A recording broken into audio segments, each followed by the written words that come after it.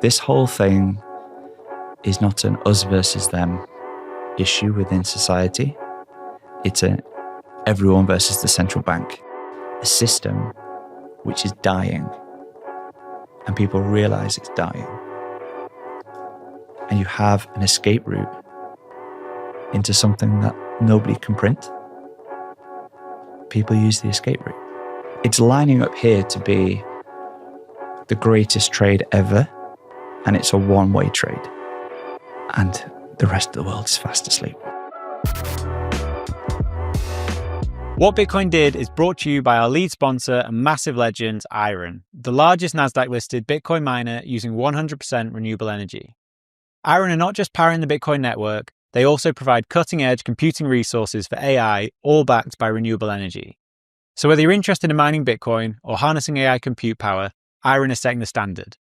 Visit iron.com to learn more, which is IREN.com. Does it feel more natural for you now? It's getting there. Like, it's still, I don't feel like, it depends on the conversation, I think. Like, there's some conversations that feel really chill and like very normal. There are some where I still feel the pressure. Like, I just did one with Brent Johnson. That's interesting. Well, because it's like, so the Brent Johnson one was a perfect example because I think he's great. Do you know Brent? He's a Santiago Capital guy. I've never met him, but obviously I know. But you know of him, yeah. So he, like, I wanted to go through the dollar milkshake thing because I think right now that's really relevant. Very relevant, yeah. And in that, I knew I was going to have to talk to him about Bitcoin. And he's like quite brutal on Twitter. And so I was like, and I know he doesn't particularly like Bitcoin. Like, he doesn't hate it, but he doesn't care much about it. So I was like, oh, we're going to have to like have a bit of back and forth. You were waiting to get punched in the face. Basically. But it turned out he was just a lovely guy. I really liked him. And it's funny because sometimes people online can be very different. Oh, totally. What you assume is very different. Totally. But I did have to like try and pick him up on some of his points he'd made because he did a debate with Safety a while ago. And obviously Safety did amazing in that debate and kind of pushed back on a lot of those arguments as well. But I didn't want to have him on the show and not mention some of those things. So that I felt a little bit nervous about because I was like, is he just going to be a savage to me and like meme me? Whether it's a safe space interview or not. Exactly. But it turns out he was just really nice. And he kind of conceded some of the points were maybe, I think sometimes some of the points he makes are intentionally triggering to make a point rather than something he actually believes. Like, he was comparing Bitcoin to Nvidia. I was like, you know, they're not the same thing. Yeah, but you know, as soon as you post that, he's going to get a lot of traction on, on social media. Yeah. But how are you doing, Joe? Yeah, I'm doing well. I'm glad we can find. We've been talking about making the show for a while, but I'm glad we waited to do it in person. Well, this is great. Have we started now? We've started. We're on. I think we've started. We've started. Oh, apologies. I ruined it by presumably we edit this. No, this is all going to be in. Your red face, embarrassed that we started. Sorry, but yeah, things are good. Good. Things are good. It's been 3 months since I released that video. Yeah, and I mean, it feels like years. At this point, your life has changed a bit. Oh, it has, and for the better. I've just got to meet so many people, and had interactions with countless Bitcoiners from around the world. Mm-hmm.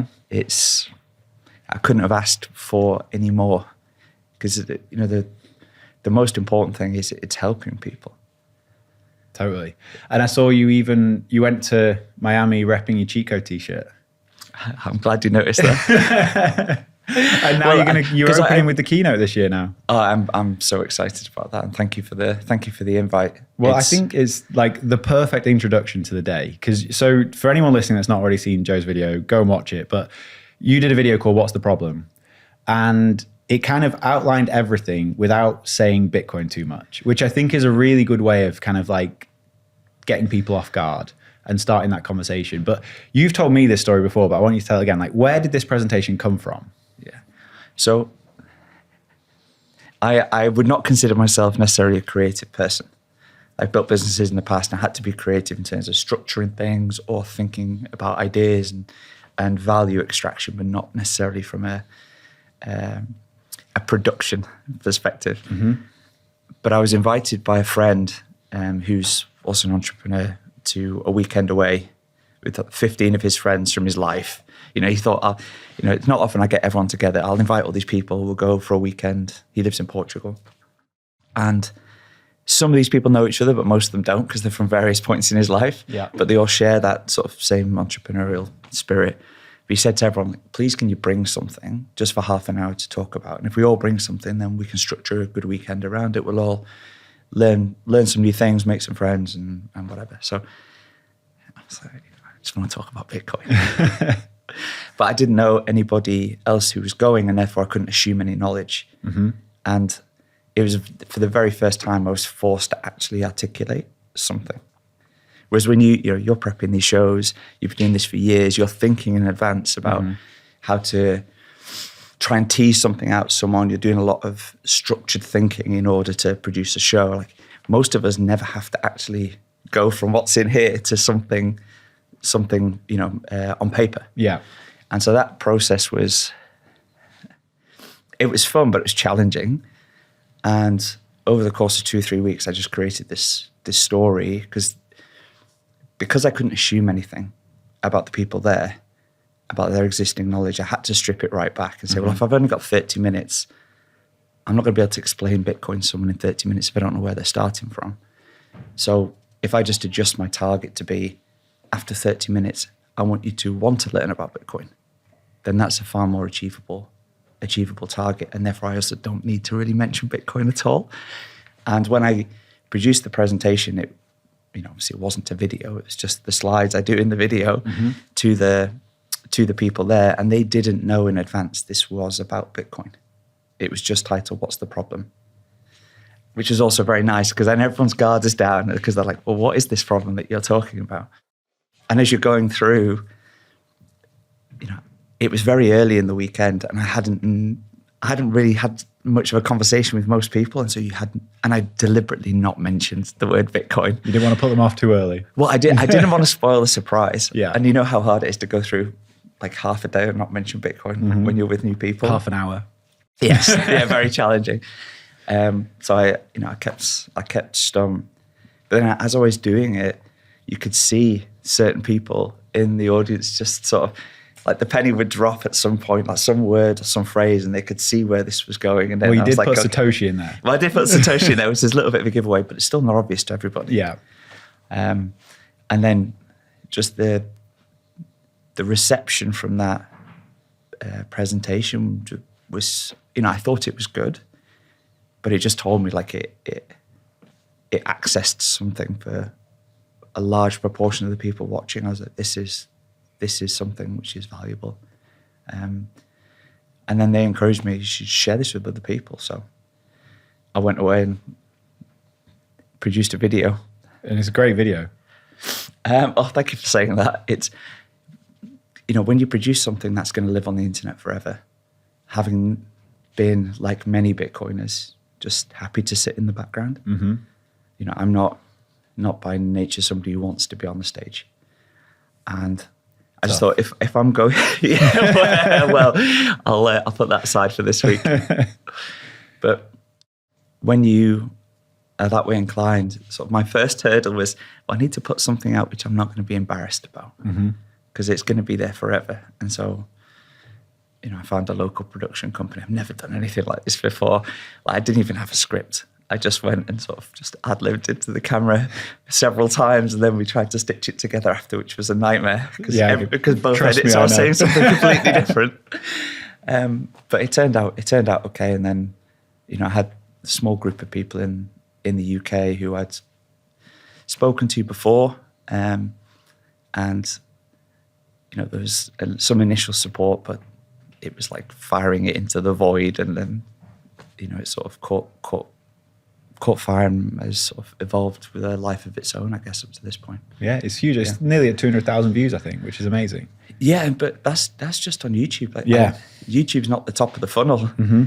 It was on X, and then there's no way to track on X, but it's probably 1 million, maybe. Amazing. And then when people share it, it's either on X or it's on YouTube. So it's just, I'm just constantly blown away by it, to be honest.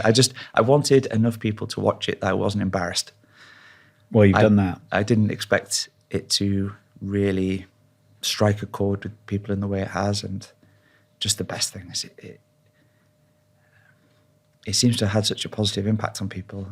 So many messages. I've shared it with my family and my friends, and now they're interested. They want to learn. It's like just getting that chink, exposing the chink in the armor. Really. With people. Well, I think earlier you said the assumed knowledge. I think that's a really key thing. And I've had some feedback on the show, partially from my sister, who was like, I want to listen, but it's too far beyond where I am. So with this show, I want it to be the kind of show that, like the video, can be shared with friends, family. Like, this is a starting point. So let's keep it really sort of high level. Okay. And I think we should start with the obvious question of what is the problem. But I think everyone knows there is a problem. Like, I think people, even if they don't understand why, they see that things are getting more expensive, the world's getting more divisive. Like, there's so many things that are happening. But putting your finger on what the actual root cause of that is very difficult. So let's start with what is the problem? Well, the problem is there's a big red button where the people who control the button can create as much money as they like. And that is the problem. It is it's an abstraction of what actually happens, but essentially it's just that. Somebody has preferential access to create something that everyone else works for. And that is the root of everything. Yeah. Absolutely everything. And you're right, people innately know something isn't right. They know, they can just feel it, they see it, they sense it. They can. Yeah. The world seems a crazy place, and it seems to be getting crazier. But it's deteriorating. Yes. Everything around us is corroding, whether it's the quality of things, whether it's your interactions with people, whether it's people's outlooks, whether it's explicit prices, whether it's architecture, the quality of art, the quality of music. Like, it just, everything is deteriorating. And it's incessant. But it's not a lockstep change from one day to the next. And so it's like the boiling frog. Yeah. Like the water's heating up, but it's never heating up fast enough in our corner of the world to trigger, massive upheaval. You don't have protests in the street because it's just so gradual. If someone's stealing from you at single digit percentages, it's just that gradual deterioration. It's not like someone coming and putting a gun in your face and taking 90% of your wealth. That will happen over time. Yeah. Let's just do it very gradually. So I want to get really basic here, because I want this to be very, very accessible. What do you mean people are stealing from you? Right. So everybody goes to work and expends their economic energy. You go out and do a day's work and you get paid. Now, forget about whatever the currency is, but let's just say in the UK you earn pounds. The amount that you get paid represents your economic energy being expended. And then you have that economic energy, and then you need to be able to decide what to do with that. You may want to spend some of it today on food or housing, but you probably want to save some of that for the future, save it for tomorrow. And that's effectively your economic battery. This is money being a proxy for time. Yes. Yeah, you've expended your energy and focus and time to do something for somebody else, and you are compensated in money, in pounds. Now, you keep that today. In a year's time, that economic battery will have been drained. The amount that you will be able to buy in a year's time is much less than today. Now, that should not be the case. It's a secondary tax on the amount of money you've paid. But the question is, where does that come from? And we live now in a world, and we have lived in a world that has for so long had a big red button, that the decay of this economic battery over time, the loss of your purchasing power, is just assumed to be, that's just normal. That's just the way the world works. It's this natural phenomenon. Even worse than that, it's seen as a good thing by some people. Like, inflation is a sign of a strong economy. Well, yes. I mean, you are gaslit to think about arbitrary measures, yeah, GDP, etc., as being, the sign of a healthy economy when those things are measured in the thing that is being printed. Yeah. So of course it should go up over time because you're just printing more of it. That doesn't mean it's healthy. Yeah. But when when your economic battery is decaying, it's decaying not because of some natural phenomenon. It's decaying because extra money is being printed by somebody else for free, whereas you had to work for it. And so it's helpful to have little analogies, but if you were playing, a game of Monopoly, for example, and one of the players is the banker and take money out of the bank whenever they want, just by taking that money out of the box, putting it on the table, the money is not in the game, but it distorts the game. Because everyone knows the money is on the table. The money's just not in the game. The other players, they haven't become wealthier. But what's happened is the prices of all the houses have been distorted because there's more money in the system. So why would you sell your house tomorrow at the same price you sold it yesterday when there's a big stack of money? It's just now landed on the table. More money is in the game, and so it dilutes the value of everything when measured in the monopoly money. And that applies to asset prices, but it applies fundamentally to your savings. If somebody can print for free what you have to work for, that is wrong. That is wrong. And in a world where you have finite resources at any given point in time, and finite goods and services, if more money comes into existence overnight, it raises the prices for everybody. We all know this. That's not a controversial statement. No. That's just logic. And everybody knows that's true. And that's where inflation comes from.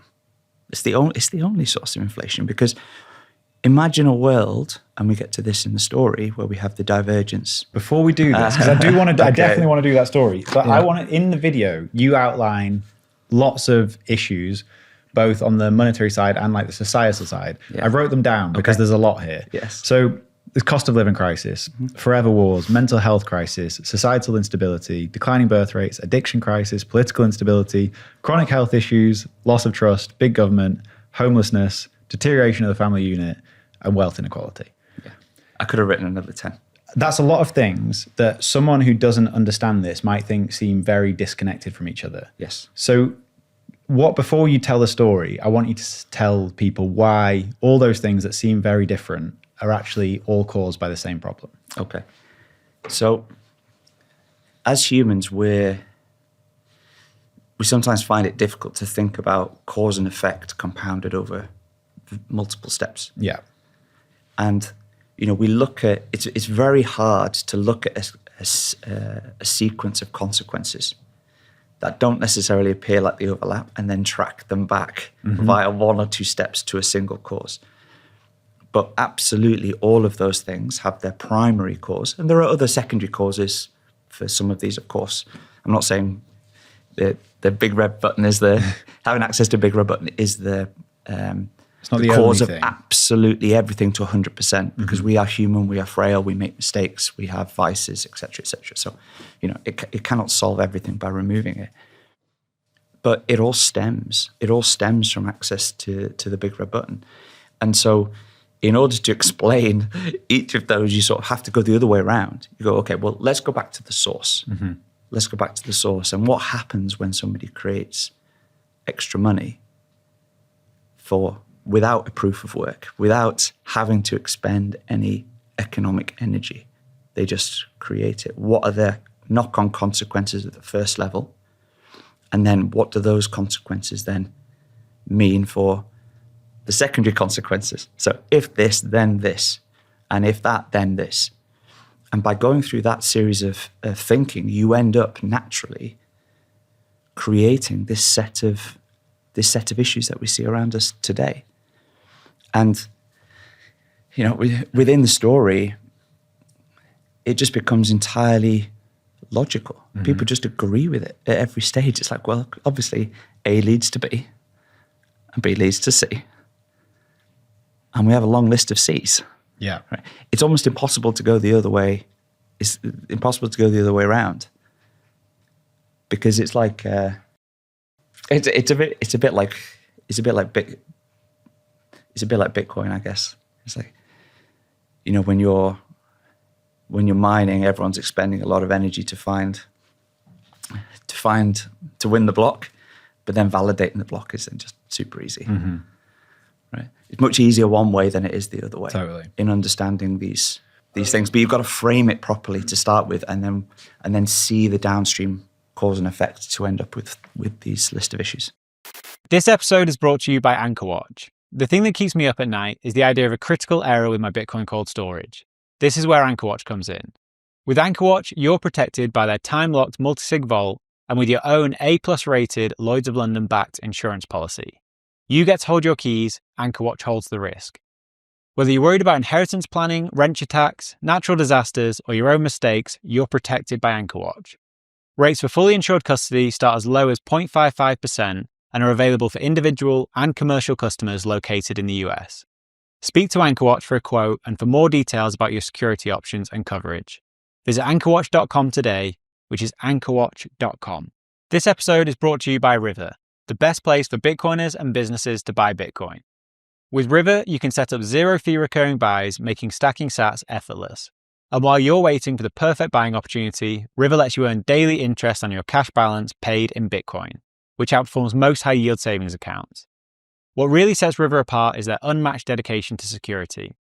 You have peace of mind knowing that River has monthly proof of reserves and holds all Bitcoin in multi-sig cold storage. And with US-based phone support, you'll always have someone ready to help. To open an account, go to river.com/WBD and earn up to $100 in Bitcoin when you buy. That's river.com/WBD. I also want to give a quick shout out to the Human Rights Foundation's Financial Freedom Report. This is their weekly newsletter that drops every Thursday, and it covers how authoritarian regimes use money as a tool for control and how people are pushing back against that using privacy tools and, of course, Bitcoin. It's an amazing newsletter, it's pure signal, and you can subscribe for free at financialfreedomreport.org. Okay, so maybe we'll come back to the issues then. So do you want to do the story of Fiatello and Satoshi? Sure. That you kind of outlined in the video, because I thought that was brilliant. Yeah, so what I've tried to do in the video as well is not mention Bitcoin until right at the end. Mm-hmm. But when you're listening to the story, you create this skeletal mental framework of understanding the core aspects of Bitcoin and some of the terminology as you go through, without realizing you're actually learning these things. And that starts with the naming of the characters. Mm-hmm. You have Satoshi on one side. It's like, that's fairly obvious. But on the other side, you have Fiatello, which, funnily enough, I didn't realize this, but I've had some Italian. Is that a real person? No, but Fiatello is slang for bad breath in Italian, oh, really? which makes it even funnier. And so you have this deserted island where a ship carrying hundreds of smart people effectively capsizes there and they get washed up on the shore, but they've come from an advanced society. Mm-hmm. So they know what they're ultimately going to get back to. And then you sort of have to suspend your disbelief in that. You know, they're in rags and things on this desert island, but they can create whatever monetary system they want. Yeah. With whatever characteristics, and you just don't worry about how that actually happens.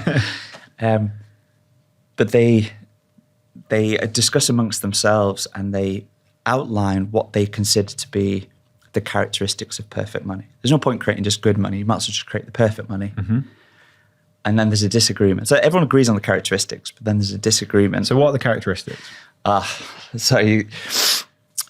Scarcity, mm-hmm. portability, divisibility, acceptability, censorship, resistance. And so whenever you look at the list of characteristics for money, people will have different lists because it's not necessarily hard boundaries between what you could consider to be the broad definition of a word. Mm-hmm. And so some people will have 5, some will have 6, some will have 7, some will have 8. And so I've tried to keep it tied to the real world in these things. So people could disagree over one of the words or something like that, but the concept is there. But this represents the the sort of intrinsic qualities of Bitcoin, the way it's described. And so they all agree on these characteristics, but then there's a disagreement. And Satoshi says, well, these are the definition. We all agree this is perfect money, and if it's perfect money, and it's the characteristics of perfect money, and those characteristics are not going to change. So we should just lock it in. You never have to worry about it. Whereas Fiatello goes, yeah, I know that, but there's going to be an emergency at some point, and we should have this big red button, which of course nobody will ever press. It's just there, just in case something goes wrong, we can press it and make an adjustment. And make more money. Adjust in any way, in any way whatsoever. Like we can change anything, any of the characteristics, but we won't. Obviously, we won't. And then, but Satoshi, he knows that if somebody has access, someone has some optionality, run the future forward long enough, that optionality will be used. Yeah. And we see this all around ourselves today, in every aspect of life. Whenever, predominantly in governments, whenever there is the option to do something, it will get exercised at some point in time, because there will always be a justification over the course of time why that is required. Satoshi realizes this. Fiatello doesn't agree, and so they end up building a massive wall down the middle of the island and separate into two separate tribes, effectively. But the wall is so big, conveniently, it cuts off all communication and trade. So they are two sides of an island, operating entirely independently, evolving on their own pace.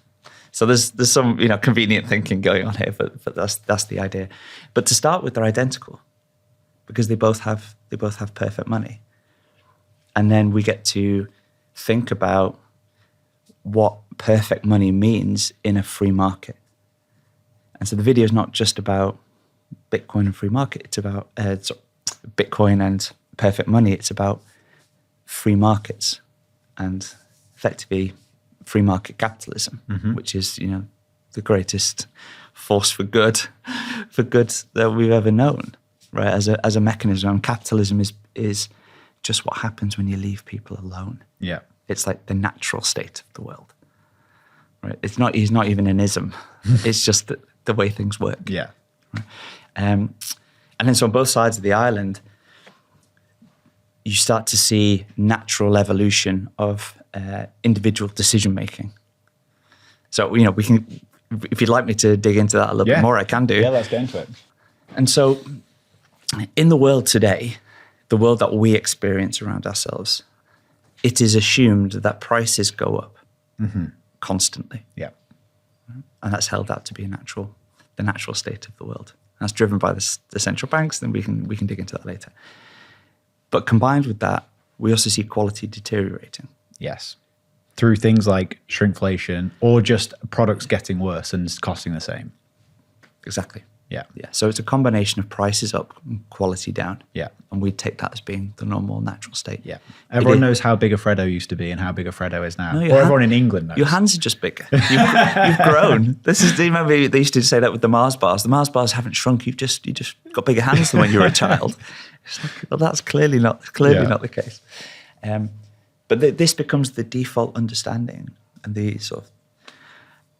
but it's 180 degrees wrong. Because when you have a free market with perfect money, what happens is over time, the natural human action is towards greater levels of productivity. Yep. And those greater levels of productivity drive prices down and quality higher. And you can demonstrate that just within like 60 seconds, like why this is the case. Because all these people are on the island, and you can take either side because both sides are the same. To start with, they don't have anything, so they're trying just to survive. You're catching your own fish, you're cutting down your own trees to make a fire, and you're building your own shelter. Like some of those things you would be good at, and some of those things you would not be good at.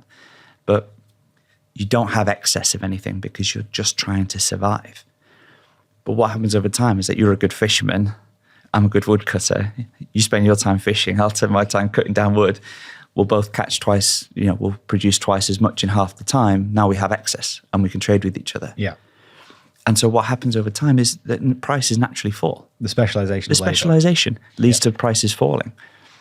And not only that, I'm better at cutting down wood, so I produce a better quality product. I'm not a great fisherman, but I'll try. Well, you're a better fisherman than me in this story.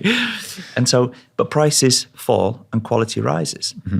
And then over time, because people are specialized, they have to trade with each other. Yeah. And so this perfect money becomes the medium of exchange for everybody, and people can accumulate capital savings. And because over time productivity continues to increase, people improve your processes. I can now chop down more trees. I've improved my processes. I've lent you some wood to build a boat. You can now go and catch more fish for everybody. It has a natural long-term reduction of prices, and it increases in quality for everybody. So even the people who are not productive in society, somebody who's ill or old or young, is not contributing from a productive sense, their quality of life goes up because their money buys more tomorrow than it does today. Yeah. All they have to do is save. All they have to do is save. Which, even that very basic example, which we can all say, yeah, that's the way the world works. Yeah. When you leave people alone, is 180 degrees from where we are today. Yeah. And people just haven't thought about it. So it's like this eye-opening moment. And then the question becomes, why are we not there? Yeah. And you see it so people work their entire lives to be able to retire with dignity and have what they want. And they get to the end of their life and they're like, oh shit, I'm going to have to go and work in Sainsbury's because my money has deteriorated over time to the degree that I now can't afford to live the rest of my life with my savings from being productive for 50 years. Yeah. It's crazy. It is. So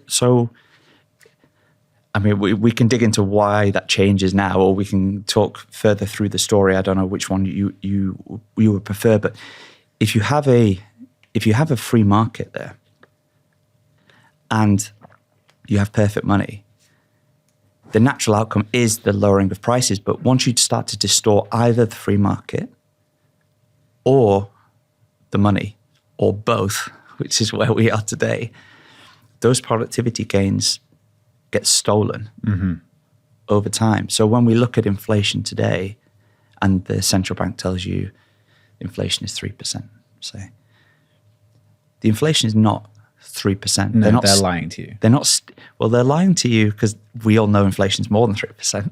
When you think about all you have to do is go shopping, and you can very quickly realize it's not 3%. Yeah, it's trusting your experiences, your real world experiences, over what somebody is telling you. Yeah, right? We all know it's more than 3%. Yeah, but let's just say it was 3%. Right? You'd think, well, they're stealing 3% from me by printing this extra money every year. That's wrong. They're stealing way more than 3% every year.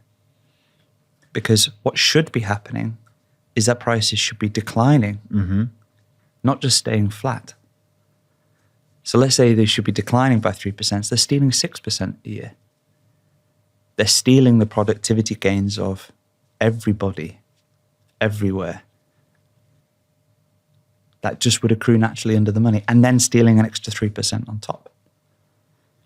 And you wonder why people feel like the world is deteriorating and they don't know why. And there's also a compounding issue there, which I'd like you to explain as well. Well, I mean, it's just the compounding, mathematical compounding. Right? Over time, in a free market, you should be.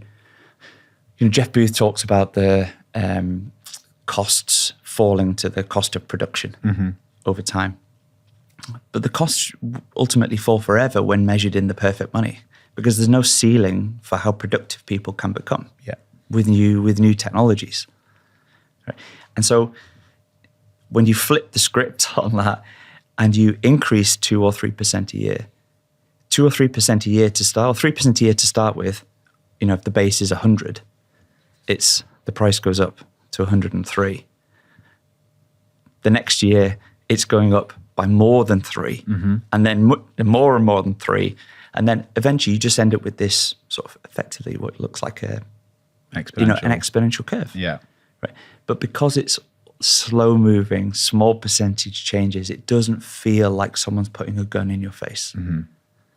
Right? It's never quite enough to trigger people to take action. Yeah. They just sort of live with it, especially when the government, when the central bank tells you this is the natural state of the world, or that inflation is because of somebody else. Right? Which is quite often how they frame this. Yeah, don't look at the big red button that we have over in the corner. Yeah. It's that foreign dictator, or it's the greedy businessman. Yeah. Which is just totally wrong. Totally wrong. And so from the free market where prices are falling, quality is going up, quality of life increases for everybody. And then, but like, this is a beautiful state of the world. This is where we should be. Then you have to build the bridge from that state to where we are right now, which is a massive 180. It's like, how do you get there? How do you get there? And you get there through the introduction of government. Because the introduction of government to this inevitably means for the islanders, the government runs into a deficit at some point. So within any functioning society, you have some level of governance, and people can say, well, there should be like close to no government, or there should be bigger government, and the government should do X or Y or Z, and that's sort of outside the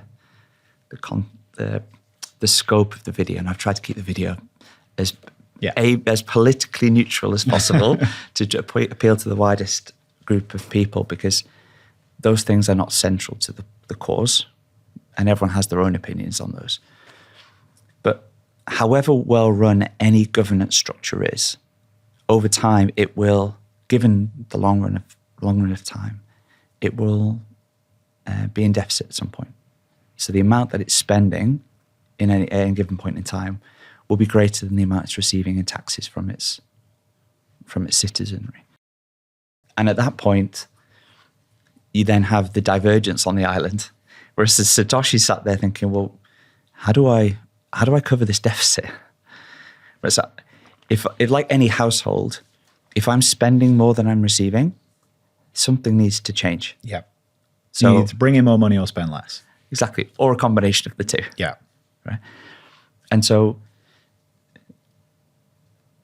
what the extra thing here, which sort of precipitates the decision, is that they're both up for re-election. So Fiatello on one side and Satoshi on the other. And Satoshi doesn't have any choices, but both of those choices, when it comes to the citizenry, are not going to be popular changes. Yeah. You know, if I increase your taxes or I reduce the amount that I'm giving back to you in whatever form, that's not going to make you more likely to vote for me. It's going to make you less. So he ends up losing the election, but because he hasn't been able to hide the changes from the population. But the changes take effect, and so he balances the budget, which in the long run helps make the economy stronger, because people realize there's no free money. Yeah. Just like there's no free money for you at home, no free money for me and my family. Yeah. Whereas Fiatello, he sees the big red button in the corner, and he's like, I like being in power. I like being in power. I could just press it. Just once. No one would know. I'll just press it just once. And he presses it, doesn't have to tell the population. The taxes are going up. Doesn't reduce the government spending. He gets re-elected. And he's like, amazing. Like, nobody even knows. This is great. I'm not going to press it again now. It was just that one time thing. And then things start to spiral out of control. And then this is where we get into, in the video you'll see there's always a challenge, like how to make a massive flowchart seem interesting. Yeah, that's pretty hard. Yeah, it's pretty hard. And I'm very grateful for all the Bitcoiners who I did one-on-ones with before producing the video, because they gave me feedback and we'd change the structure and just to make it. So Fiatello presses the big red button. He prints some extra money for the government. Yeah. And just like we talked about before, that money doesn't go to everybody. It just goes into the coffers of the government. Yeah. And then that has, when you print money, it has three three main consequences, which then precipitate everything else. The first is it distorts all the price signals in the market. The second is that it increases business input costs. And the third is it leads to asset inflation. I'm going to be annoying because I want this to be like the most successful show that I've done. So can you explain why all three of those steps happen? Yes. Okay, so the distortion of price signals. When we were in the free market, when they were on the island, everyone was trading with each other and no one was, and you had perfect money. The only reason the prices would change in any transaction is a function of the demand or supply. If you caught more fish and you brought all those fish back to shore, the cost of fish would go down. Yeah. Right? If suddenly everyone wanted to buy a particular type of fish, the price of that fish would probably go up. Yeah. Right? This is just demand and supply. It's just natural. But if somebody can create extra money for free, and then they start spending that money in the economy, all those price signals are gone. That looks like extra demand, but it's not extra demand, it's just extra money. And the government has printed the money, it's gone into the coffers of the government. For that to reach the rest of the economy, it goes from the government to the people connected to the government, either providing services or goods to the government. And so that looks like extra demand in these little areas, which increases the prices, which is then a signal to all the entrepreneurs in the market that there's some sort of supply-demand imbalance. There is opportunity to make money, to switch from what you're doing and focus your economic energy, time, and creativity in these areas because there's more profit to be made. Yeah. Right? But the only reason the price has changed is because they printed the money. It's not extra demand. And so entrepreneurs are pulled from productive parts of the economy, making them less productive, less efficient, into those areas that are just distorted by the price. Yeah. And then this price distortion ripples out to everybody and causes all of these just distortions everywhere. Yeah. And so it undermines the very basic foundation of any economic decision making for anybody anywhere in the economy, especially when you compound this over time. Over it's probably worth there as well explaining why that benefits those like politically connected people and doesn't benefit the everyday person. Well, yes, and it sort of links into some of the other areas as well, because when the people connected to the government are receiving money first, they get to then make those profits, take those profits and allocate that capital somewhere else in the market, which leads into the second and third issues that we're going to talk about.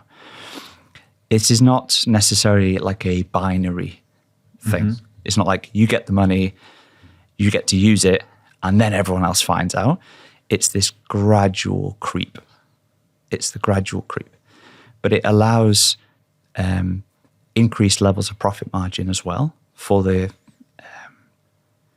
connected to the government, especially over time where society starts to decline and erode and the people supplying the government become more and more important to the government, and the government starts to protect them and make competition for them harder. Yeah. And so we'll come to this as well. We'll come to this as well. But it's if extra money is being created and you're getting it first, you have an advantage. Yeah, and that's everyone obvious. knows this. It's like, how do you then take advantage of that? And it's primarily through asset inflation. Through asset inflation. So we've covered this distortion of price signals, and that leads to a misallocation of capital, both human and real capital from entrepreneurs, and then it undermines the rest of the economy. The second is that business input costs increase. So every business has either a human being or some raw material input costs, like energy or wood or something like this.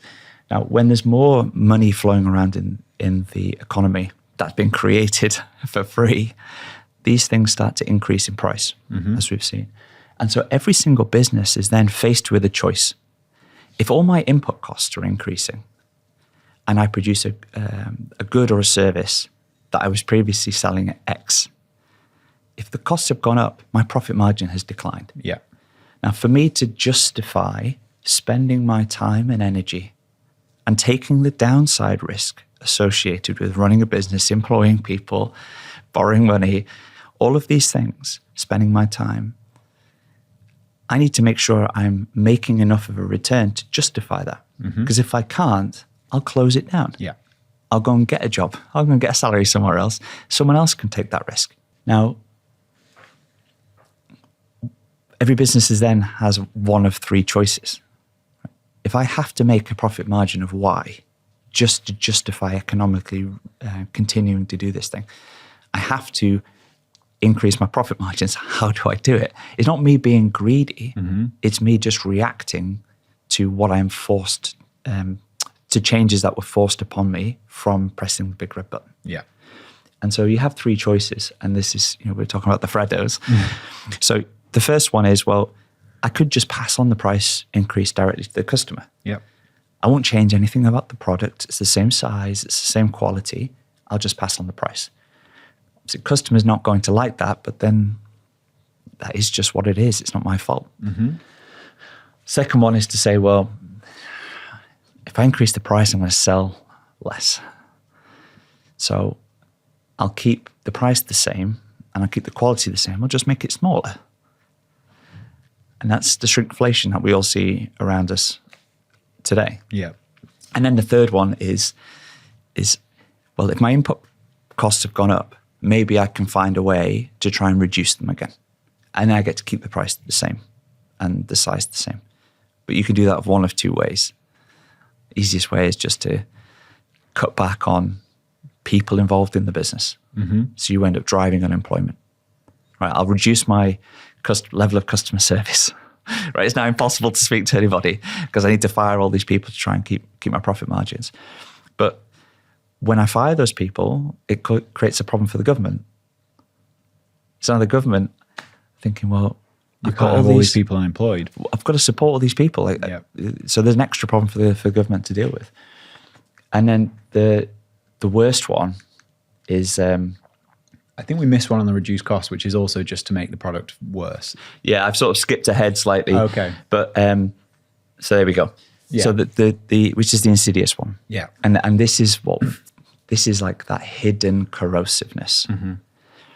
And I can keep the price the same, the size the same, but just make the quality worse. Yeah. And hopefully nobody notices. And this just happens on a compounding basis. And we see this particularly in some sectors where the outcomes, the consequences of those changes are very observable. Yeah. Which would be like food would be a perfect example. Instead of putting real whole ingredients in something, you just use chemicals to get the same taste or whatever it might be. Exactly. And then what happens is you get a health crisis. And so Fiatello starts to see a growth in obesity across his side of the island, because now in the food you don't get the fresh produce anymore. You get increased levels of industrialized sludge, and you get obesity crisis. You get other health knock-on crisis, which, guess what, puts more pressure on the government. Yeah. Government now has to deal with all these unhealthy people, right, and all the secondary consequences. And then the third is asset inflation. So we've talked about the distortion of price signals, business input cost increase, but the third impact of printing money is just asset prices go up. And we'll go back to the Monopoly example. If we were playing Monopoly there and I asked to buy one of your houses, as soon as the banker takes the money out and puts it on the table, even though it's not in the game, you'll look at the money and you go, well, I'm not selling it for £200. It's now £400. But well, nothing's changed. You go, everything's changed. Everything's changed. I'm not any richer. You're not any richer. In fact, what we see is life becomes more expensive because the cost of goods are going up or the quality is going down. So my quality of life is deteriorating. I have a lower level of affordability, but now asset prices are going up, which then is one of the main drivers of wealth inequality, or the apparent wealth inequality that appears across the island. The people who own assets feel like they're getting wealthier. Yeah. Because the The monopoly houses are becoming more expensive. They haven't done any work. They haven't become any more productive. They've just been monetized by the extra printing of the money, both from a dilutive sense, and I'll be slightly careful with monetized there in this context. So when you're printing the extra money, there's more Fiatellos washing around in the system. Yeah. And therefore, if you divide all the Fiatellos by the amount of houses there are, there's just... The number goes up. The number goes up. Yeah. Right. On top of that, and this is a slight side rabbit hole from this flowchart, is those assets then also get monetized. So, and for people who wouldn't be familiar with this, take that example again that we talked about earlier, where you go and do a day's work, you get paid, and you want to store your economic energy. In a world where someone is printing money and that economic battery is declining fast, you realize you cannot save it. And all of us know this. We know we can't put money in the bank and leave it 10 years and it retain its purchasing power. We know that. That's why everyone becomes an investor. Exactly. You have to risk it. You have to risk your money just to try and protect your purchasing power. Yeah. And so what happens is people inevitably end up being directing their money into better forms of stores of value. And in the UK and in certain countries, it becomes over-indexed in houses. And so not only is the price of the house going up because they're printing more Fiatellos, the price of the house is going up because people are buying more houses and they're taking out more leverage to buy more houses.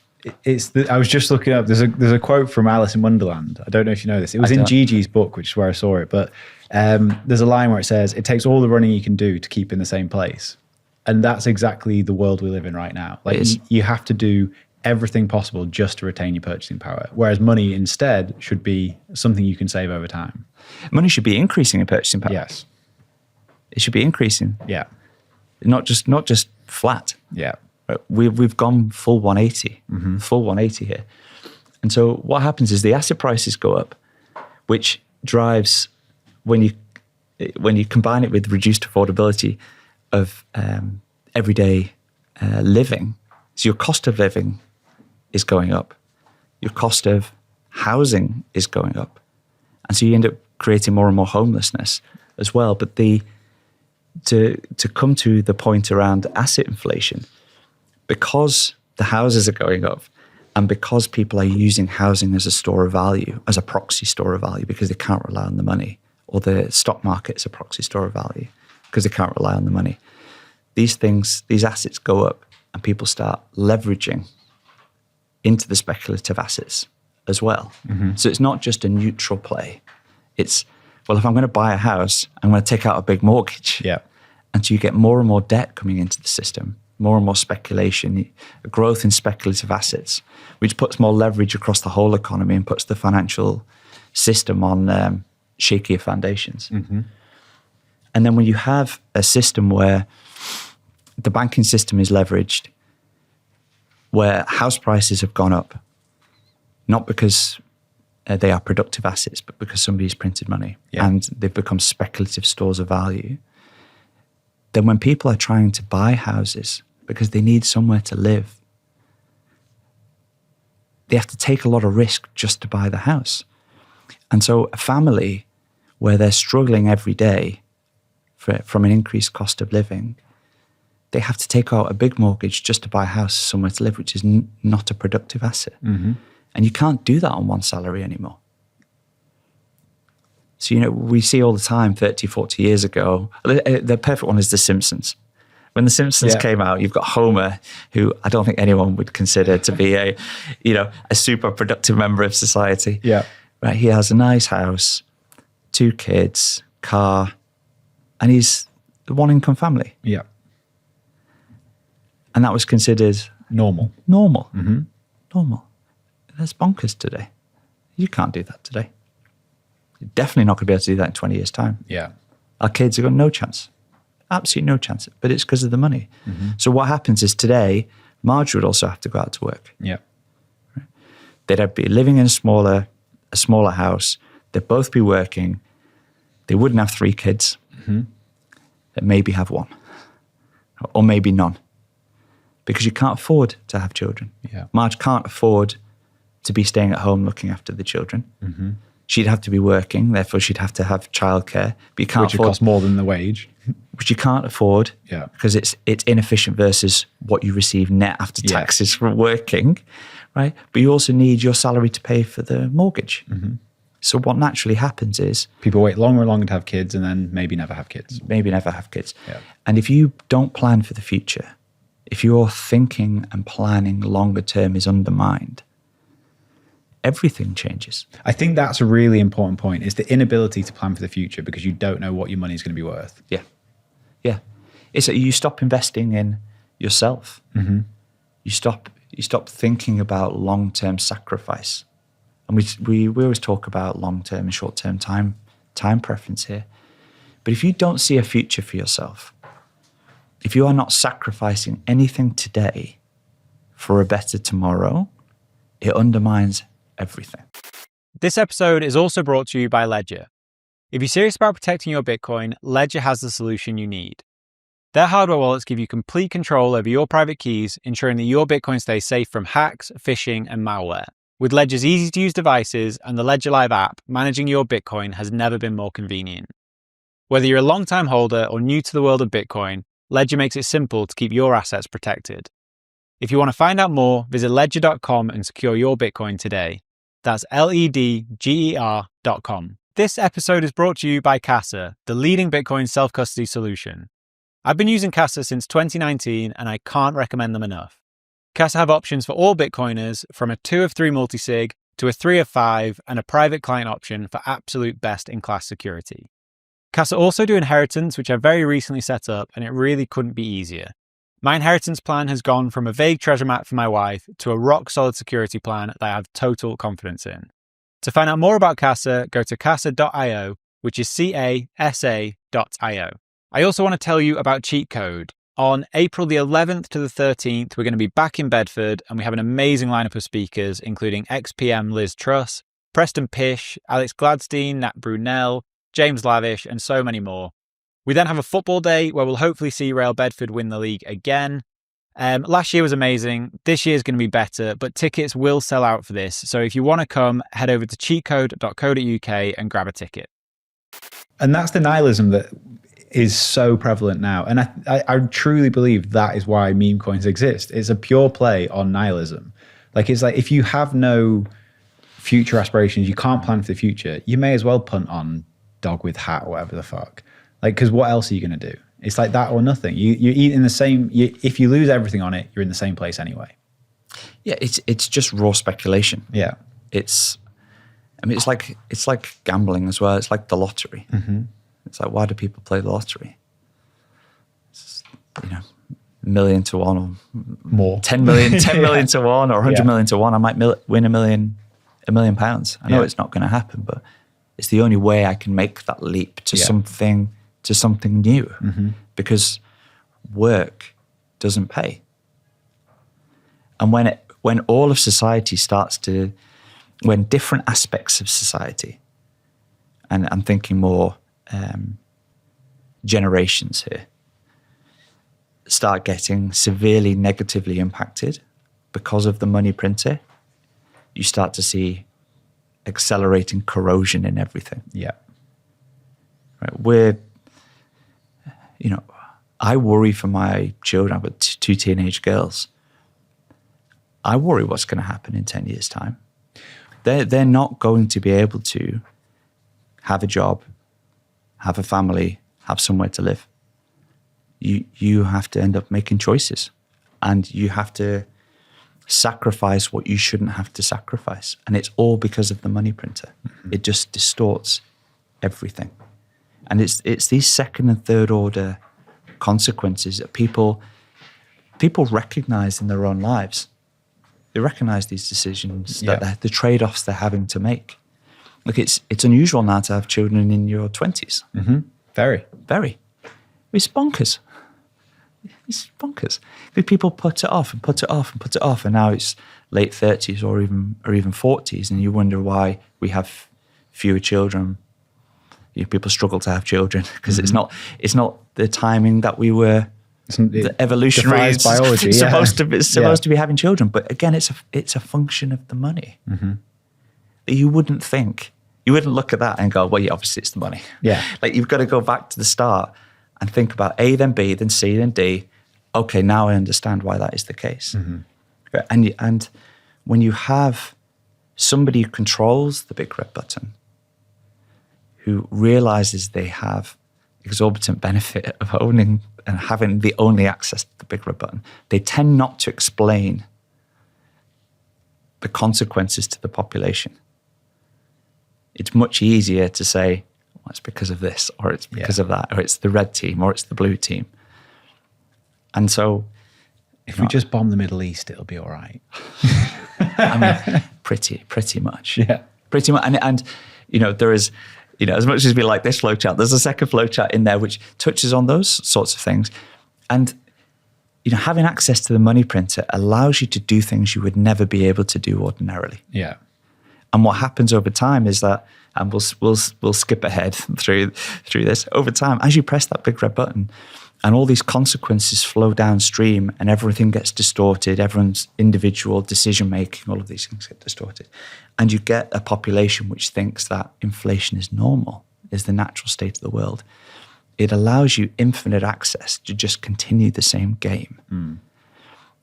But because society begins to corrode, and some people do have critical thinking ability, and they start to piece things together, you say, well, this isn't right. Something is wrong here. You begin to have a society which becomes more politically unstable, especially when it comes to information sharing. Because you and I having this conversation here, we realize something is wrong, right? And the people listening also realize something is wrong. And if they didn't before, they hopefully do now. And well, they'll definitely have realized something's wrong. And that's why I really wanted to make sure this show was super beginner friendly, because I want people to understand what that thing is. And like you say, like understanding the second and third order consequences of money printing isn't straightforward. Like you really do have to do the thinking on this, which is why I think this presentation is so good. Yeah. And so maybe if I skip ahead a little bit. So we've covered the breakdown of the nuclear family, declining of birth rates. But then what happens when you have the declining of the birth rates? Is the pension system collapses. So you have the government, I keep switching between Fiatello and the real world because this is effectively just the real world. But when you have a social security system where people have paid in over a long period of time a proportion of their salary that goes to the government, instead of being necessarily set aside, it just goes into the big pot and is spent on everything else, and it just accrues a big liability that the government will have to pay at some point in time. The bill hasn't come due. It means that you have a series of build-up of expectations for a population. So when people have paid into a system for 30 or 40 years, they expect to be able to retire at a certain age and have a certain quality of life. And then that age keeps getting pushed back and pushed back and pushed back. Of course it does. And the reason it does is because the population demographics change. When you corrode the money, when you inflate the assets, when you undermine the population's affordability, they have to make choices, and they choose to have fewer children. And you've got less good worker bees propping up the system. And you have fewer people coming through who don't own the assets, have less optimism for the future because there is no path to ever owning assets, to ever having children, to ever having a family. So they don't focus on the future. They don't focus on sacrificing today for long-term good. They start to think about, well, I'll go on that holiday. I'll go and live my best life. I'll go and post some photos on Instagram, rather than thinking about long-term contributions.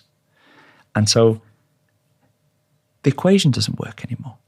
So I'm going to pay all this, the government's got to pay all this money to all these people who are retiring, and there's not enough people coming through, and they're not contributing enough to keep the Ponzi scheme going. And you're like, something has to give. And it has to give either, well, I push back the retirement age for people. So now it's not 65, it's 70 or whatever. And I don't think we'll ever get to retire, just to be clear. Well, we might because of Bitcoin, but... I've lost all mine. I don't know about you. yeah. But so you push back the retirement age, or you undermine the quality of the effective purchasing power of what you promised to deliver. Meaning you print the money, and they get the same denominated amount of money, but it buys them far less. Yeah. So if I promise to pay you £1,000 a year, or 100, let's say £1,000 a month, argument's sake, as part of some sort of pension, then if I double the amount of money supply between now and then, I still get to pay you £1,000 a month. That's a great deal for me. Yeah. Right? You buy half the amount, but I can now say I delivered on the promise. I delivered on the promise, even though I've printed more money. And that is really what is going to happen. It's what happens. It's what's happening. And what will happen. And so retirement age will get pushed back. The money will be printed. You'll be paid out nominally. And then you'll also get taxed on it. Yeah. And it's the only way. It's the only way. And so you get the demographics decline. We've talked about the people who can't see a future in owning assets, who are stuck renting. They start to focus more on today, not tomorrow, because they can't plan for the future. People who are worse off, you start to see a rise in sort of self-destructive behavior, drug addiction, aggressive lifestyles, these sorts of things, which leads to a health crisis, and all of it just leads to a mental health crisis. And all of these things just put more pressure on the government, and the government has to then spend more money trying to address these things, allocates more capital back into the market, distorted the price signals, and then between the misallocation of capital or the increased leverage in the banking system, something goes wrong, and then Fiatello's stuck. He's like, okay, well, how do I solve this? Oh, I've got a big red button. I'm going to hit it until my fingers bleed. I'll just press the big red button again. Yeah. I'll print some extra money to paper over the cracks, and then the cycle repeats. Yeah. And this thing just goes... And gets worse and worse and worse. It just goes round and round and round. Because once you press it once, you've started the ball rolling, and he's not prepared to take the medicine. No politicians are prepared to take the medicine. And this is one of the challenges we have with governance structure when you have a big red button, is that you can always just press it and then hand it off to the next guy. Yeah. And then point the finger at him for all the issues that you helped contribute to. Yeah. But no one ever takes, well, say no one ever. It has to get really bad for the population to wake up sufficiently to what is happening to then want to vote for the pain. Because no politician, as you know, we can see from that original choice between Satoshi and Fiatello, no politician wants to raise taxes and cut spending unless they really have to. We've seen it here in the UK with austerity. Like, how politically unpopular is that? Exactly. But it's politically unpopular in large part because people don't realize the problem, the cause and effect chain. Yeah. They don't realize what the issue was. They just see it as the red team versus the blue team. And it's finger pointing, and it's we need to tax the rich, or this. It's not this whole thing is not an us versus them issue within society. It's a everyone versus the central bank issue. So this whole thing has been laying out the problem. I know you didn't really talk about Bitcoin very much in the presentation. You kind of just said, come to me if you want to learn about it. But what's the solution? Well, the solution is separation of money and state. It's the only solution. If Fiatello has access to a big red button, he will press it. Yeah. There will be a set of circumstances that will occur naturally or be engineered for him to press it. And so you can't give anybody that temptation. There is no world where somebody should be able to create for free what you have to work for. And that shouldn't be a controversial statement. I think everybody on a human level should be able to agree with that. Yeah. And the beauty is now there's a way of opting out of that system with Bitcoin. And in your story, you talk about this decline on Fiatello's side of the island, and the wall starts to deteriorate. Yeah. Do you want to take it from there? Yeah. So So a passage of time, the wall starts cracking, and for the very first time, they can start communicating with each other. And on the Fiatello side of the island, the population is in a situation like we find ourselves today. Prices going up, quality going down, less and less freedom, more and more government intervention in every aspect of our lives. You know, we didn't touch on the second flowchart here, which increased regulations, effective capture of the media, egregious defense spend, creation of forever wars, all of these things that we see around us today, they're all happening on the Fiatello side. So Fiatello side of the island is basically just today. The wall cracks, and they get to see through to the other side where prices are falling and quality is going up. And where the Satoshi side of the island, the population retains their purchasing power over time. And so they look at their money, and they've got these Fiatellos that's losing 7% a year in purchasing power, 10% a year. And they look across the wall, and these Fiatellos are going up in purchasing power 3% a year. Well, hang on, Fiatello's got access to a big red button. He can just print more whenever he wants. And Satoshi doesn't. I don't want these Fiat. Why would I want to save in these Fiatellos? Of course I wouldn't want the Fiatellos. So the people start selling their Fiatellos to buy Satoshis. And then what happens? The effective exchange rate between the two begins to collapse. Nobody wants the Fiatellos, and the Satoshis become more valuable. Fiatello starts to see a drain in the capital from his side of the island to Satoshi. But that's money and it's people. Mm-hmm. Because the most productive people, the most mobile people, see the other side of the wall, like East and West Berlin. Right? When the wall comes down, you think, well, which side of the wall do I really want to be on? And so he sees this exodus of people selling Fiatellos to buy Satoshis, but also losing the most productive people in society, which exacerbates the issues he already has. And so he has to just hit the big red button again. So he prints more money, but there's a leak in the system. Printing money doesn't solve it. It just makes it leak out the system faster. So he has to change something else. And he changes the censorship-resistant nature of the money. So instead of people being able to transact with each other freely and hold the money themselves, he says, right now, you've got to all put it in the banks. And the banks will look after you and will protect your money to keep you safe. Right? It's always to keep you safe. Keep you safe. Stop funding, make sure people aren't funding terrorists or to prevent money laundering or fraud or any of these things. It's to keep you safe. Mm-hmm.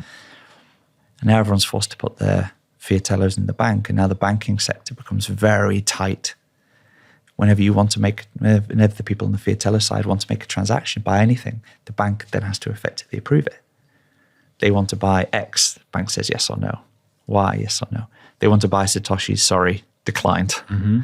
He puts capital controls, either explicit and says you can't buy can't buy Satoshis, or implicit, and he calls the banks up and says, no one's allowed to buy Satoshis. Or you're only allowed to buy X amount of Satoshis periodically if you jump through lots of hoops. Which is happening everywhere, happening here in England, happening in Australia. Exactly. And again, this is just exactly what we see today. Mm-hmm. We see today. When you have a system which is dying and people realize it's dying, and you have an escape route into something that nobody can print, people use the escape route.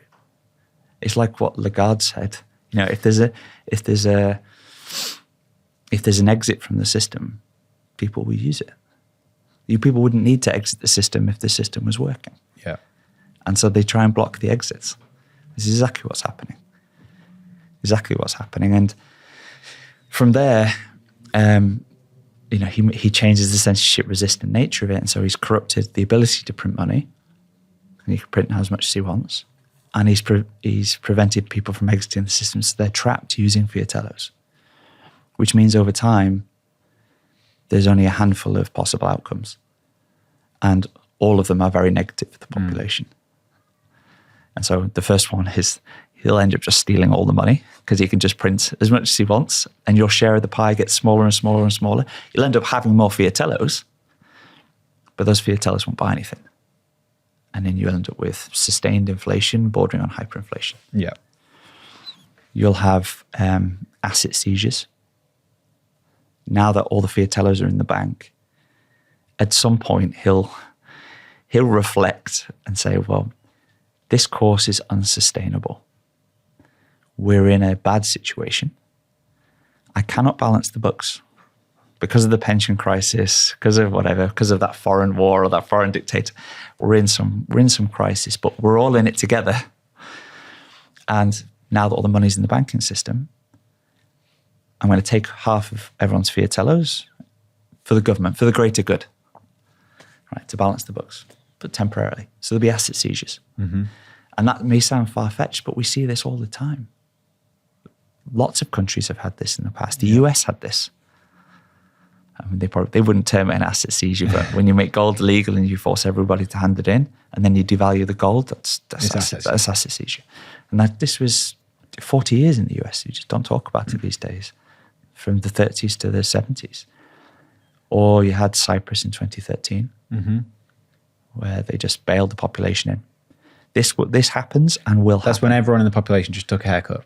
If you had over 100,000 euros in the bank, you lost 45% overnight to the government. And that's why they now just keep all the money under the mattress. But even keeping the money under the mattress is hard. Mm-hmm. Because some countries it's harder than others.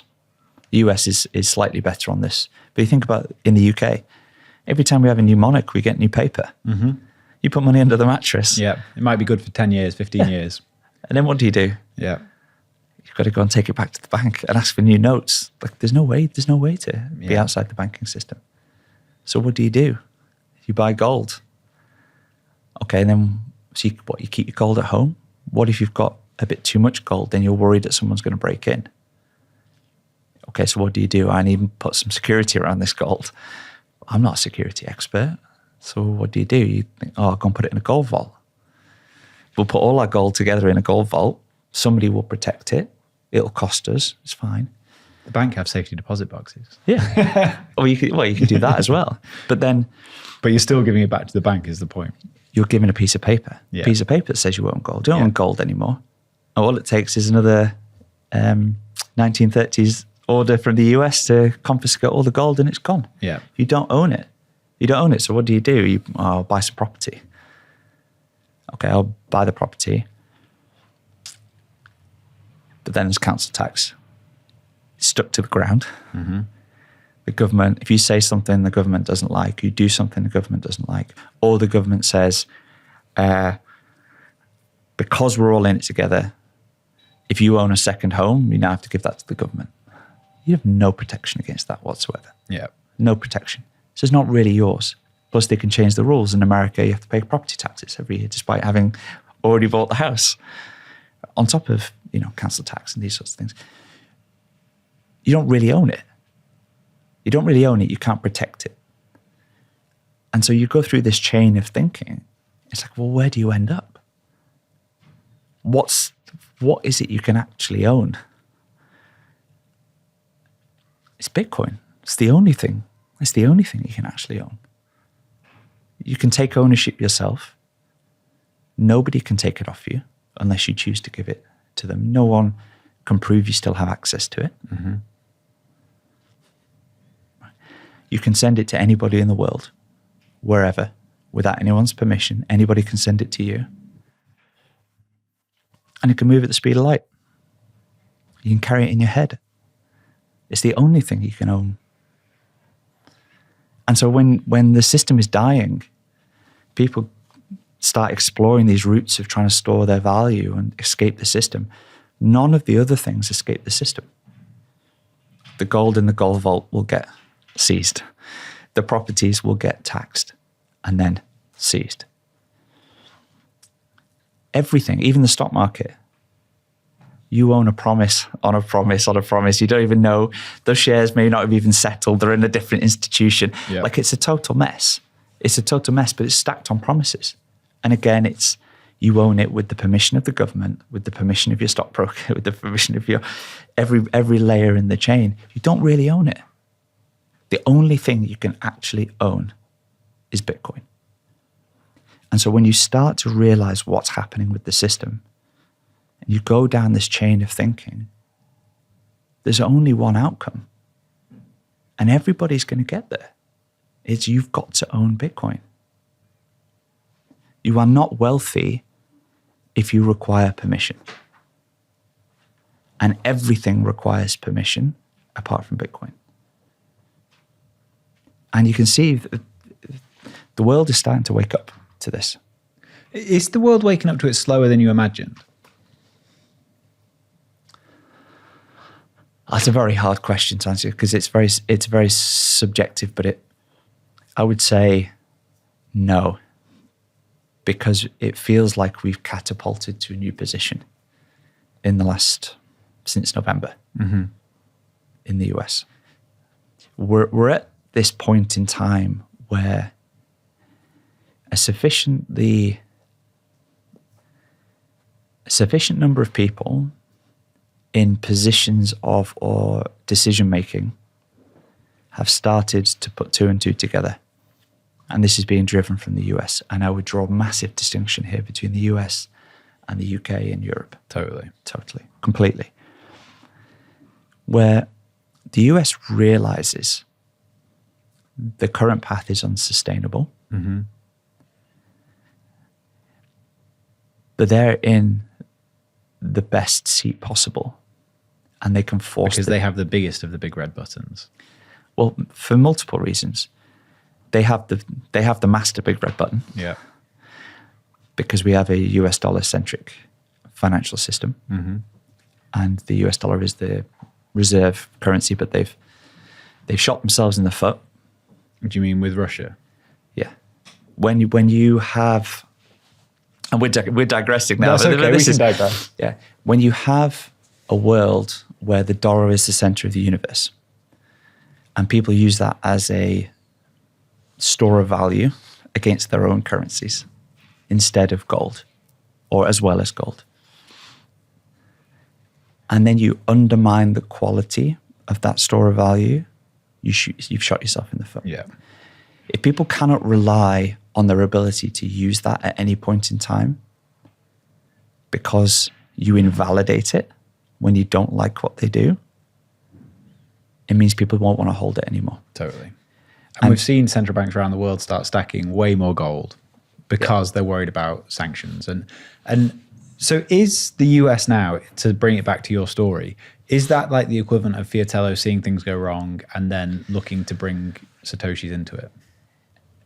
Yeah, that's a very good question. So when you're thinking about the four outcomes there, we talked about inflation, hyperinflation, we talked about asset seizures. The third one is political extremism. Yeah. And I talk about communism here because the people who have access to the big red button don't explain to the population where the inflation came from. Yeah. Right? They point it at the businessmen or inequality. They put people like Gary Stevenson on the He's definitely a psyop. all over media to try and inject, try and distract people from what the actual cause is. Yeah. Or you have war, which resets everything. And it's one of those four options. Like, they're the only options on the table unless you make an active decision to work with Satoshi. Right? It's take your pick of those four, and different countries are at different stages there. And the UK and Europe are drifting dangerously close to the communism piece, socialism, communism. Right? The only way out is to work with Satoshi. Right? And that's the direction the US are going in. But I don't think people have put two and two together on the global stage yet. And I'll add a bit more context to this. So with the US, firstly, Bitcoin is, the last election in the US is the first election where Bitcoin, brackets crypto, has been a major talking point. And just like you can't fight Bitcoin, you can't fight Bitcoin politically because it's such an asymmetric risk reward. Like you had, the Democrats go with their anti-crypto army. Does not win you any votes. You do not have probably more than a handful of people who are a one-issue voter anti-Bitcoin. Yeah.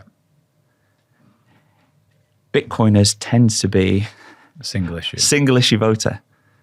Right. So if you come out and say, I'm pro-Bitcoin or I'm anti-Bitcoin, you win 100% of the votes.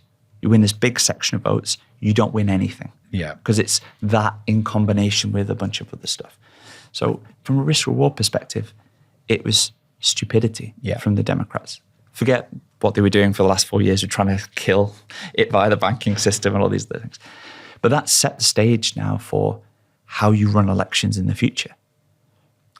For every other country, you're either pro-Bitcoin or you're going to lose votes. And if you're pro-Bitcoin, you've got this one-issue voter set, which is ever growing, ever wealthier, will fund you, will help you win more votes. It's such a no-brainer.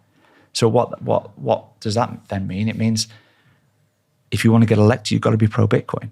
Just the US with the cycles has gone first. So the US is now in this prime position where it's already the center of the financial system. It gets to set the rules for what the next version of this looks like.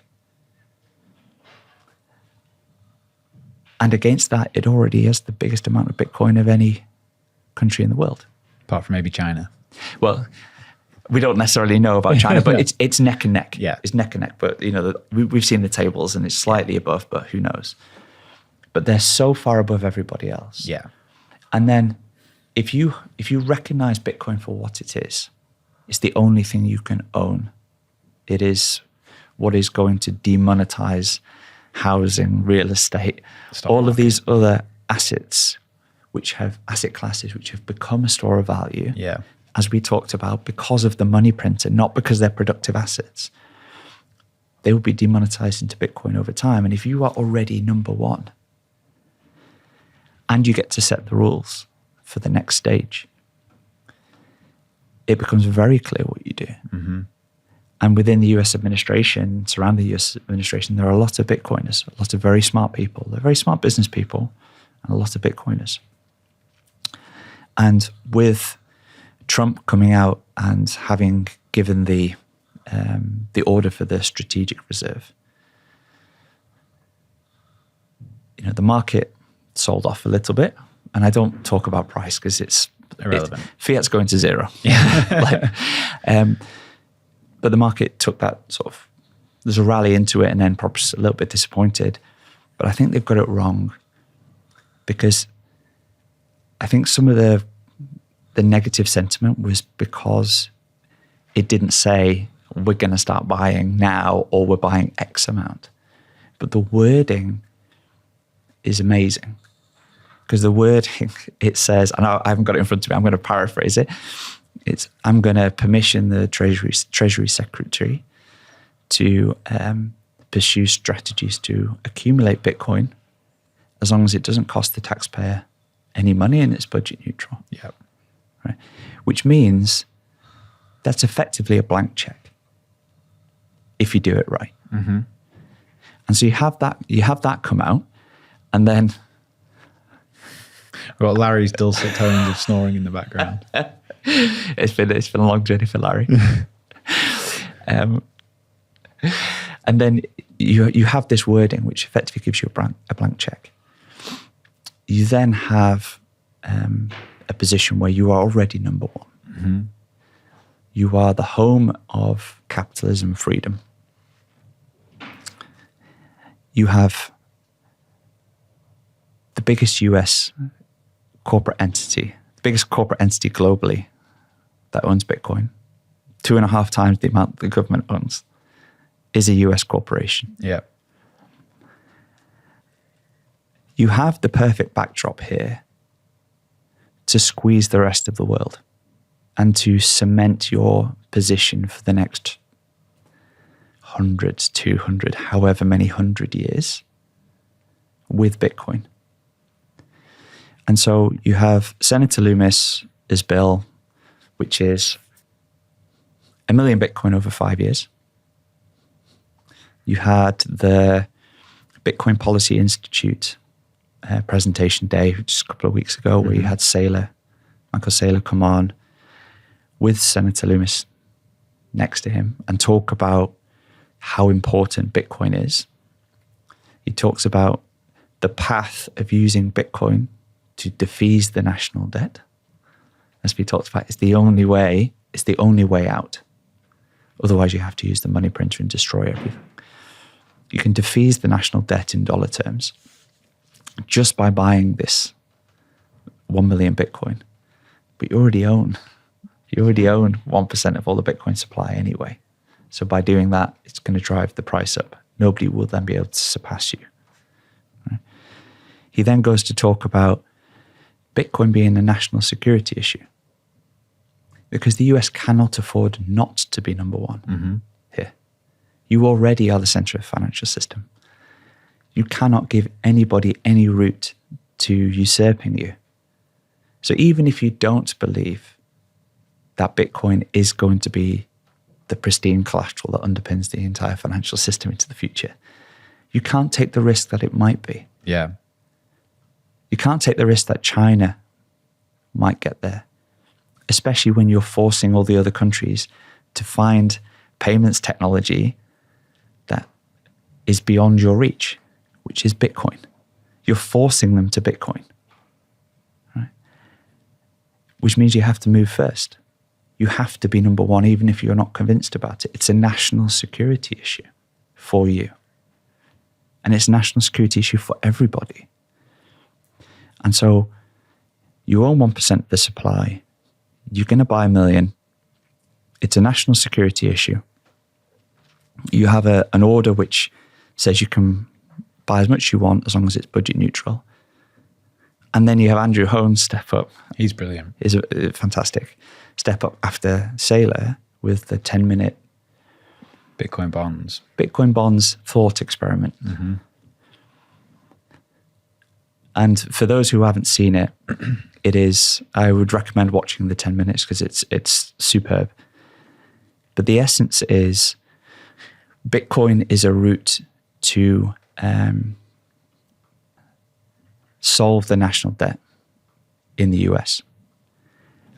And you can do that through the issue of 10-year bonds of 2 trillion, where 10% of that goes to Bitcoin. So 200 billion for Bitcoin. By issuing 2 trillion of debt, you issue it at 1% yield, not 4.5% yield. And you think, well, why would anyone buy a debt of the US when they can print as much as they want at 1%, not 4.5%? It's because 10% of it goes to Bitcoin. And by buying that debt, you get the full participation of Bitcoin growth over those 10 years, up to 4.5% compounded for your equivalent coupon of the debt. And then any price appreciation above that, you share it with the US government. Yeah. And so if the US issued this, they would cut their debt service costs by over 75%. That's crazy. Yeah. Which would save 500 billion. But they've only spent 200 billion on the Bitcoin.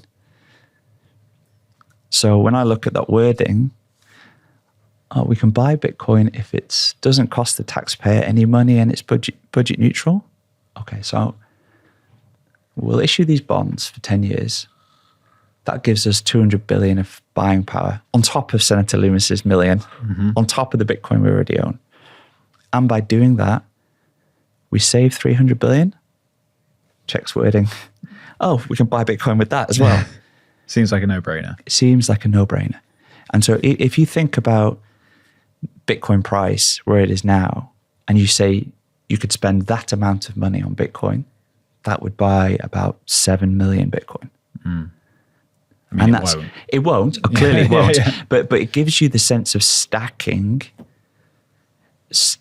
of ammunition here. Yeah. That the US is lining up to pull the trigger. And it's this, they're lining up all the ducks, right? They're already number one. And if you pull the trigger on this, you force the rest of the world to follow you. Because you can't buy 1 million Bitcoin without dramatically impacting the price. Yeah. And that million Bitcoin is not 7 million Bitcoin. Yeah. Right? And the more the price goes up, the more, if you issue those bonds, the more value you're accruing to recapitalize the US. Mm-hmm. The faster you clear the national debt. And but at the same time, you're forcing all your competitors to follow suit and buy the asset that you're already number one in. It's lining up here to be the greatest trade ever, and it's a one-way trade. And the rest of the world is fast asleep. So maybe this is well, the rest of the world is fast asleep, and like the UK have quite a lot of Bitcoin. I think they have over 60,000 Bitcoin, and I'm terrified that they're going to completely fuck this up. Same. There's a small group of us in the UK who are trying to Keep trying. knock on doors and windows and trying to wake people up.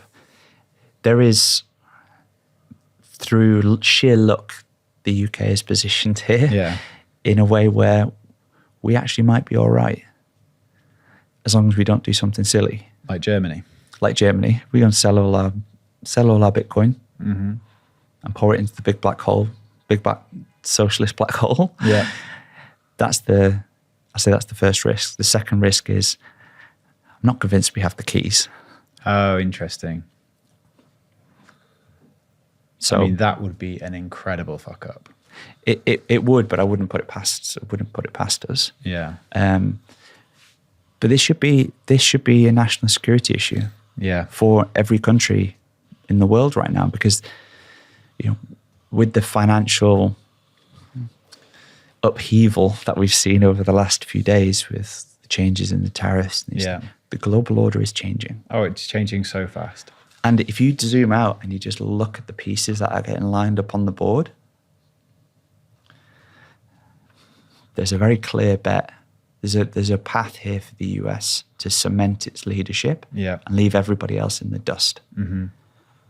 And if this is not being discussed in the halls of power in the UK and further afield, then somebody has massively dropped the ball, and I'm pretty sure it's not being talked about. Yeah. Not being talked about. And interestingly enough, like one of the really nice things about putting the video out, is that lots of people have been in touch, and I get to have lots of conversations, quite often people who want to learn about Bitcoin. Yeah. Because then they have a frame of reference now of like, okay, I understand what this thing is. I understand why it's important, but I don't understand what it is. Yeah. Like, can you help us talk to us about it?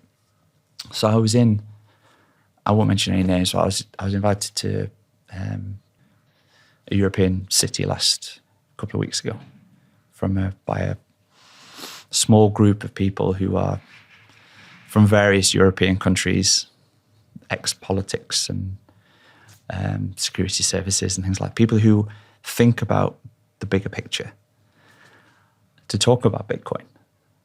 And I went there and I laid this out to them as we're talking about it now, helping them understand you really have these three corners of adoption, and one is the individuals. And the individuals, they consider Bitcoin fixes everything. It's not just money, it fixes everything. That is where you get to as the individual. And for the companies, individuals run companies. And those companies, it's not necessarily Bitcoin fixes everything. It's Bitcoin is digital gold. It's the scarcest asset. Yeah. Everyone's going to buy it, and we can drive a lot of shareholder value by engaging with this early and in size, which is what what strategy are doing. And then the third one is countries, and individuals run countries, and companies influence countries. And so you've got these three sides of the triangle that are adopting Bitcoin at different rates, but you've leapt from a situation of bottom-up adoption through like this, a jump to one company here, one company there, jumped right to the top of the pyramid by capturing the US government, Yeah. the US administration. By doing so, Everyone has to pay attention now. everybody has to pay attention.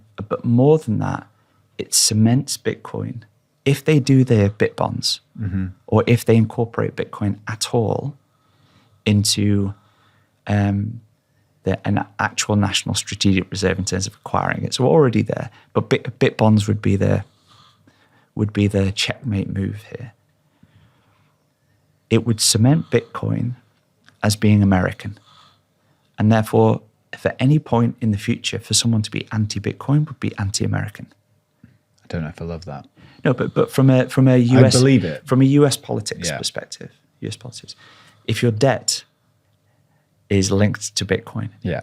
as a politician, you cannot be going out and talking badly Correct. about Bitcoin because you're undermining the national debt and you are being anti-American. But more than that, the aspect of Bitcoin, bit bonds that I didn't mention, was Andrew Holmes' proposal that this be bought by American families and be made tax-free, Yes. which is the icing on the cake, because Then you're against the average American as well. what, you're anti-American and you're anti-family. Yeah.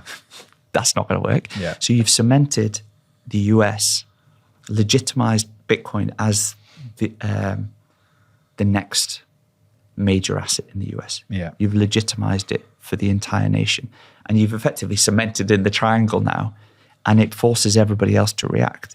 So we've sort of crossing that Rubicon here with Bitcoin adoption, where you could go from the gradually to the suddenly, because everybody is forced, especially in a world where the financial system and the monetary order is already in upheaval. Yeah. And somebody has the wild card that they can put on the table at any point in time and change the rules completely. That's where we are. And so trying to, give these Europeans that broader context to be like, you guys need to learn about Bitcoin. You need to learn about it now, right? Because otherwise you're going to get hit in the face with this. There is just such a massive gulf between where Europe, where UK is, and where it needs to be. We'll keep doing that work.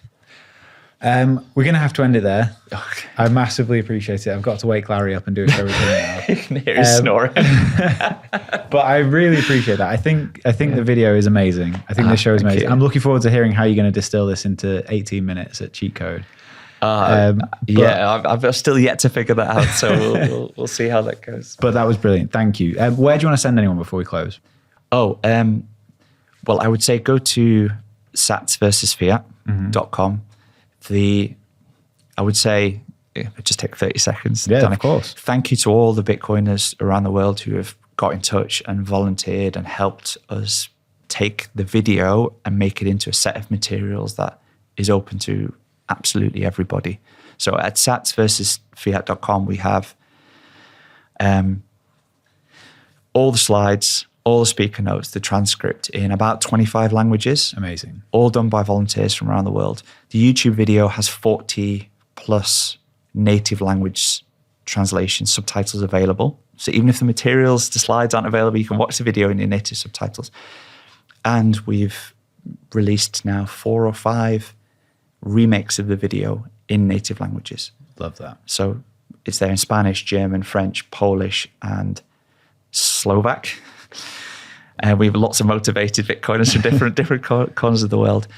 And so the videos are all on the same YouTube channel, same handle at Sats versus Fiat.